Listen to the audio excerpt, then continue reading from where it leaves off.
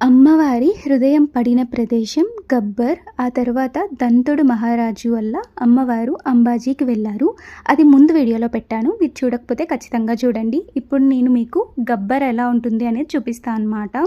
మేమైతే కింద నుంచి పైకి రోప్వేలో వచ్చాము టైం సేవ్ చేసుకోవడానికి. మెట్లు ఎక్కాలంటే మెట్లు ఎక్కచ్చు. చాలామంది 1000 మెట్లు ఎక్కి వచ్చి అమ్మవారిని దర్శించుకుంటారు. రోప్వేలో వచ్చి దిగిన తర్వాత మనకి లైన్ ఉంటుంది. లైన్లో మనకి కొన్ని షాప్స్ కనిపిస్తాయి. మీరు ఖచ్చితంగా నెయ్యి తీసుకోండి వెళ్ళినప్పుడు. బాటిల్లో అయినా తీసుకోండి, లేకపోతే అక్కడ 20 రూపీస్ ప్రమిదల్లో కూడా ఇస్తారు. ఆ నెయ్యి అనేది మెయిన్ దీపంలో వేస్తారనమాట. నేను ఫస్ట్ స్టార్టింగ్లో చూపించాను కదా అక్కడ. అండ్ అమ్మవారి టెంపుల్ అయితే పైన ఇలా ఉంటుంది. అండ్ ఇక్కడ పండగ టైంలో ఆ టైంలో అయితే గర్బా చేస్తారు. అండ్ మేమైతే ఇక్కడ రిటర్న్ వెళ్ళిపోతున్నాం ఇంకా. అండ్ కొంచెం రిస్క్గా అనిపించిన బాగానే ఉంది ఎక్స్పీరియన్స్ అయితే. నేనైతే కళ్ళు మూసుకొనే ఉన్నాను.